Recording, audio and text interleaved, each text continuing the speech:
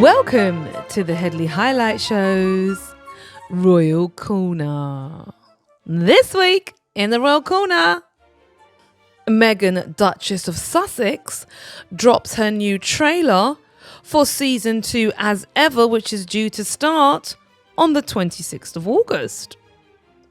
Prince Harry, the rightful heir to the throne, lays a wreath and letter for VJ Day, showing that the green-eyed king in waiting is little more than a cream horn king in waiting.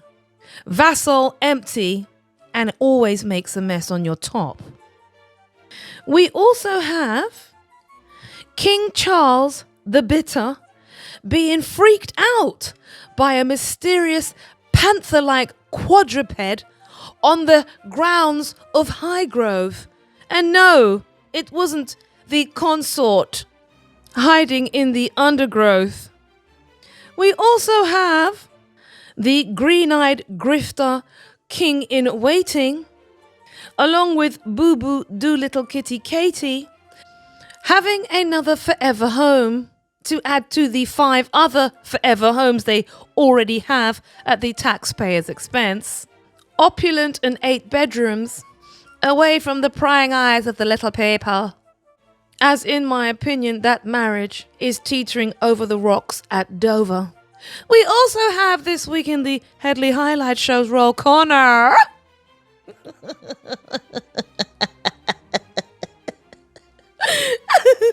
In the Headley Highlight Show's Royal Corner, we have Sycophant of the Week, darling, and do I have a duo of dances for you this week? And finally, UK media appear to be turning on the green-eyed king and the Doolittle Duchess. They're a little distraught at the gargantuan levels of magnificent laziness. All this and more on the Headley Highlight Show's Royal Corner. Right. So before I jump into things, darling, you know one has to always share the gratitude that I have for those people who listen to my beautiful piece of artwork every week. And I wanted to be the first one to tell you, darlings, we've done it. Yes, we've done it. I am now at 1,991,000 subscribers. I am 100 away from 2,000 subscribers. And it's all because of you, darlings, your continued support, your viewings, your comments, your contributions, and the fact that you just can't get enough of me, darlings. And I just can't get enough of you. It's a perfectly beautiful relationship, if I say so myself. Well, what can one do other than just thank you profusely from the bottom of my creative little heart? It's a joy to serve, darlings, and I'll do my best to be here every week. Right. Should we jump into the show? Let's. Oh, I did forget. You can make a donation at deniseheadley.com, or you can make a donation on my YouTube. I'm rather partial to 3 Wings and Chips and Miranda, or a whole Bitcoin if you so desire. One does accept fiat as well as cryptocurrencies. Moving along swiftly. Let's jump straight in, shall we? So this week, the Duchess of Sussex dropped her new trailer for the As Ever Season 2, which starts on the 26th of August. The trailer saw the Duchess preparing a very simple pasta dish with hints, as she said to her followers, of goodness coming soon. She was posting on her Instagram and she was making a spaghetti dish where she used homemade preserved lemons. And I think that might be a recipe that is on the new show or potentially a new product. So we're waiting for that. And she, of course, poured herself a glass of her own rosé, which did win the taste test competition amongst the celebrity wines. And I thought that this was a lovely video. I love the filming, the way they home in on what she's doing, you know, her hands moving, the smile, her face. To me, this is just lovely, wholesome stuff, once again from the Sussexes. And let's face it, everybody's interested in what's coming next on season 2, even the detractors. Otherwise, what would they have to write about, frankly? The nothing burger, which is the do-little Duchess and her do-even less little husband. And on that very poignant note, it leads perfectly into my other story about the Sussexes. Prince Harry lays wreath and letter for VJ Day, honouring his grandfather and all of the individuals who gave so gallantly in the First and the Second World War. Some of the excerpts from the letter read that on the 80th day of VJ Day, we pause to remember the day the guns finally fell silent across the world.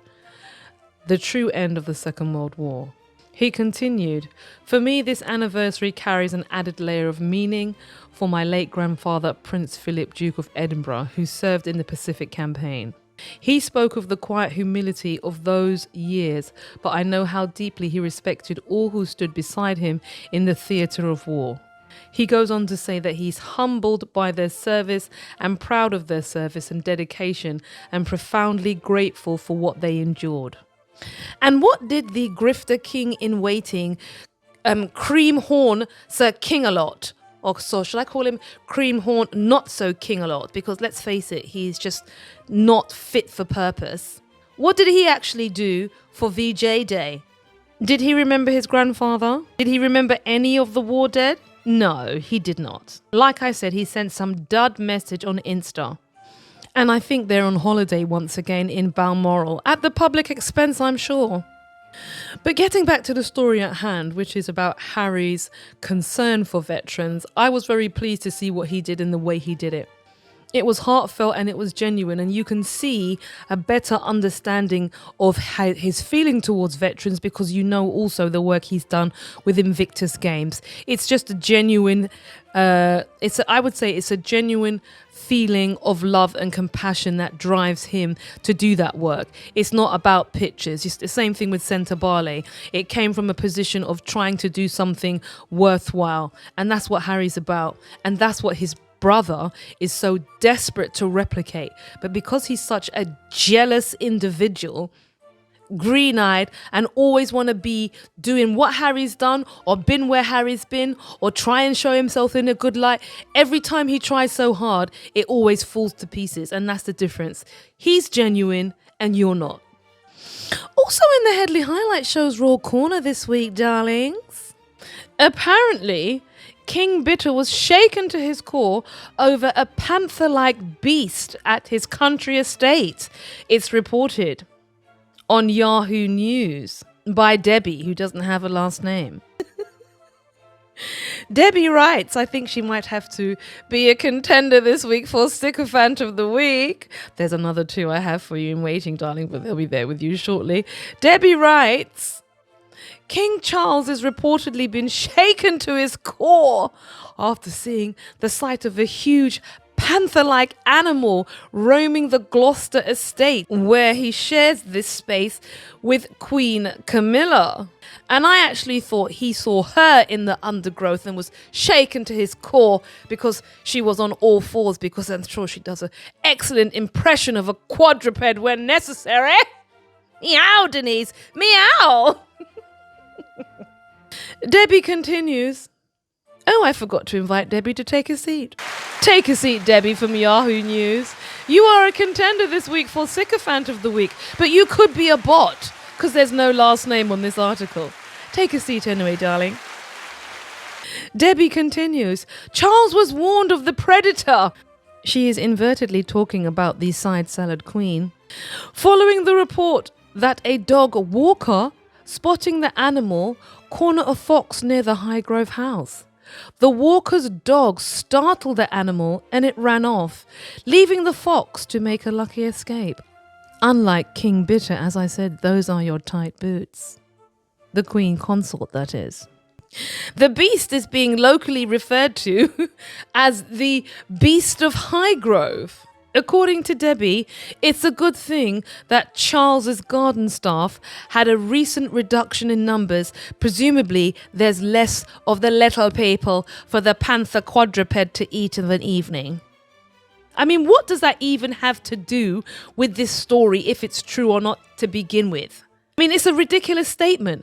Why would a reduction in staff be a good thing if there is a wild beast roaming on the plains? The only thing I can think about is it's less food. Is that the point, Debbie? Are you suggesting that it's a good idea to eat human beings? What's the point, Debbie? Just let me read some more, shall I? She doesn't go on to explain the statement. She just goes on to say that the king takes enormous comfort in the countryside. An insider told the Radar Online. Highgrove is his sanctuary. So presumably a reduction in staff and a marauding beast on the premises is keeping him awake at night. Somehow I doubt it. According to the insider, there is concern for the safety of staff, visitors and animals on the estate. It's the last thing that the king needs at this moment. A local cat expert, Rick Minter, Debbie writes, has been investigating the incident. And I am convinced that the marauding beast, as I said, is the queen consort. The descriptions are far too uncanny. Eyes with an orange hue and dark fur. There have also been sightings on the M5 near Charles's home. Sounds very much like the queen consort to me. There have also been sightings in shrubs, also on the verge in South Gloucestershire. Debbie concludes that neighbouring farms are expressing nervousness. And if you look at this article critically, it's a nothing burger of an article. It tries to suggest that the king is potentially in danger by a marauding beast on his estate, which isn't his partner. And with little to no evidence, it suggests that his frailty could be further impacted by the large cat, if it even exists. And for that, Debbie, for writing an article which has no real substance and is a PR exercise in garnering sympathy for King Bitter, you get Sycophant of the Week, darling. Take a bow. Debbie from Yahoo News gets Sycophant of the Week. Thank you, Debbie. Your article was vile. I look forward to not reading anything you produce again. Thank you and good night. Right. Moving along swiftly, darlings. I have another duo of doofuses, courtesy of the BBC this week, for Sycophant of the Week. Do come in. Daniela Rilaf and Galea Dimitrova. Take a seat, no crisps for you, and do not touch any of the peanuts, darling. Now, the reason that the BBC article this week comes in for Sycophant of the Week is because this dynamic duo of dullards have written an article about the fact that the Doolittle Duchess and the Green-Eyed King in Waiting are moving to another forever home to add to their portfolio of homes. I think that now makes 5. This grifter couple will be having a new home, courtesy of the public purse. The sovereign grant will be paying for it. Let's make sure that that takes place, because I know that there's absolutely no transparency when it comes to the royal finances. You know, I'm sure that will be swept under the carpet as we pick up the tab for that once again. They are moving into this new home, 8 bedrooms, en suite in every room. Completely exiled from most ordinary people. It's on some backwater on the estate. Surrounded by loads of land, and of course we're going to have to pay, as the little people do through their taxes, for increased security. The basis upon which they are getting another free house is that they are starting over, that marriage is over. And these 2 individuals write an article about it with zero critical analysis whatsoever. No explanation as to why they are able to effectively just accumulate more and more assets while we have a housing crisis. Center the couple and their work-shy lifestyle as some aesthetic that we culturally should be in support of and wholeheartedly funding. Shall we dive into the article, darlings? The Prince and Princess of Wales, writes Daniela Rilaf and Galea Dimitrova, are set to move into a new home in Windsor. William and Catherine will move into the 8-bedroom Forest Lodge in Windsor Great Park with their children George, Charlotte and Louis. The family have been living in Adelaide Cottage in the castle grounds since August 2022. Did you ask where the money came from? How come they have a free house? Of course not, because that's not your function. Your function here is to act as a mouthpiece for mediocrity, greed, wealth and avarice. The 18 months has seen the princess deal with her cancer diagnosis. Now that's just fake news. And they've decided to make a change. Another one, before and after the last 5 holidays that they have, they're currently on another one, Daniela and Galea. Did you mention that? Of course not, darling. According to them, moving gives them an opportunity for a fresh start and to start a new chapter. Have they not been having regular fresh starts since they began their life of entitlement? And I think that marriage is over, and the reason that she's in that lodge is so that nobody can see that she's living by herself, and he can wander off to various other engagements where he spends more time enjoying himself, not with his wife and his family. In my opinion. They continue with the powdering of mediocrity. It's an opportunity to leave so many of those unhappy memories behind. The royal couple sees the move as a long-term view Forest Lodge as a forever home. How many other forever homes do they have? And they've just earn, him and his wife get £2 million a month.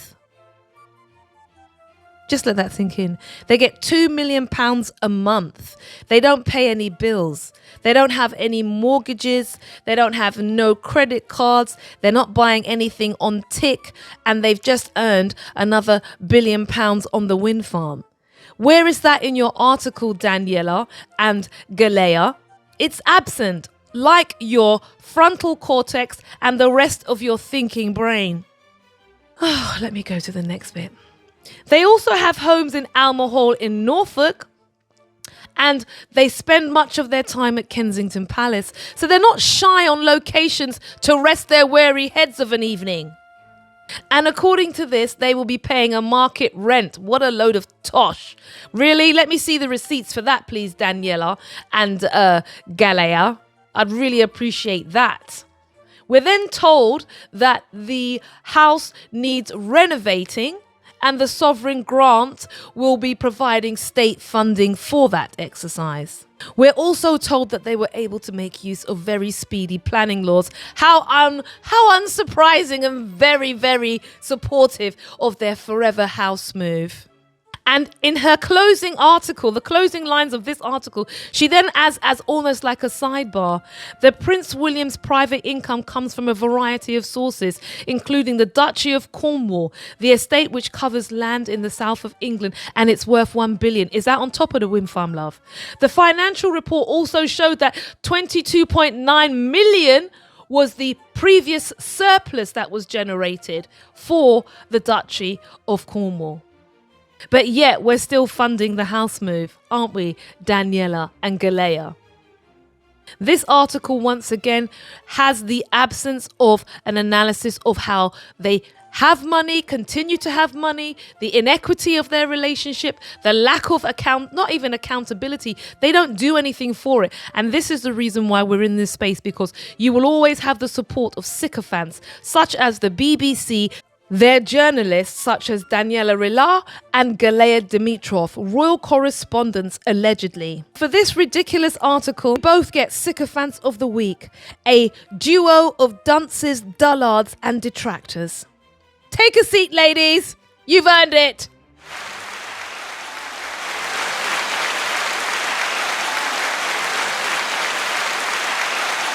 Also in the Headley Highlight Show's Real Corner this week, UK media turn on the licorice, greedy, green-eyed king-in-waiting and sloth Katie, aka Boo-Boo Kitty Katie, the Doolittle Duchess.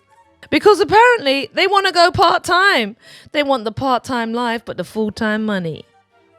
So major supporters of Prince William, such as Amanda Patel, who writes for the Daily Fail, aka the Daily Mail Online, she wrote a very scathing article suggesting essentially that by virtue of their laziness, the Prince in Waiting and his Doolittle wife could be the final death knell of the monarchy because they are not really engaging with the public. The house move to the Outer Hebrides on the estate is another indication of their lack of connectivity with the little people, according to Miss Patel. And she is concerned that the lack of engagements, the lack of being seen to be doing work, which is turning up, waving your hand, eating some hors d'oeuvres, and then effectively exiting stage left. This is the work they do. That's what they're paid to do, billions and billions of pounds to do this job. They're not even doing that. And she's quite annoyed about it. And another article I picked up on this similar sentiment. This article reads, critics warn Prince William's life at Forest Lodge may be a part-time king era. Prince William and Kate Middleton's move later this year is about putting the needs of their family first. That's a load of dollop. It's about her being separated from him and the public not seeing it, them wheeling her out like a Stepford wife, like a balloon. You just put a bit of air in her back. She comes, smiles, they deflate her and put her back in the house. That's the point of that exercise. And he mustn't be perturbed because, let's face it, he's the principal. And it's pointed out by the article that further hiding away from your subjects creates a chasm between you and them. There already is a chasm between the subjects and the royal family. Nobody under the age of 45, possibly 50, thinks they're of any use whatsoever. The media outlet, the UK media outlet, said the move was deeply unsettling because the home is isolated and is about as isolated as you can get. And is this about privacy? This isn't about privacy. This is about maintaining the facade. The article goes on to point out that even Princess Anne is unhappy with the output of the Doolittle Duchess and her partner. Apparently, he's nicknamed 10 a.m. to 4 p.m. Prince. That's the only time he's available for work. And that's after he's had 2 holidays. His version of a trimmed down monarchy is no monarchy at all. I don't even have to do it. We can have hologram Kate and hologram William waving at the little people. They don't even have to be present. They can just give us literally marionette cutouts and people will still pay and still clap. That's what they really want. But it's not kind of working that way. And what's happened is the fact that he didn't do anything for the war memorial has absolutely aggravated all those individuals who hold up the war as a symbol of how the country needs to respond to certain things. And he didn't step up. And who stepped up? It was Harry. And that's the reason why people are now, not so much people, but those individuals who comment, they are now saying, well, look, there's a hole in the monarchy and it can't be filled by these two individuals because they don't have any charisma. All of their projects that they adopt, they fail. They're just exercises in PR. Kate's early years, what was that? Her videos, nobody watches it. The Earthshot Prize, that's another nothing burger. What else do they have to show for just taking £2 million a month while so many people are living in really difficult circumstances? How can you continue to justify it? And that's the conundrum that they're facing. More and more people are asking, how can you justify it? At least the Queen used to turn up to everything. I mean, she was like a packet of Walker's crisps. She was at every event, you know what I'm saying? But them, they don't turn up to nothing. And they're working royals. And the Sussexes are not working royals. And therein lies the real reason that the monarchy's going to fail. It's going to fail eventually. It's just that simple. Everything has an expiry date, including them. Well, that's it this week, darlings. I think it's time for me to go. I've been talking for some time. I hope you've enjoyed my thoughts and my analysis this week. Do come back next week, my lovelies.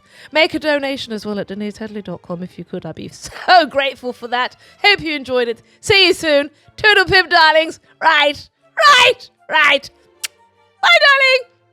Oh, yeah, don't forget, subscribe and click the all notification button. See you soon and cut.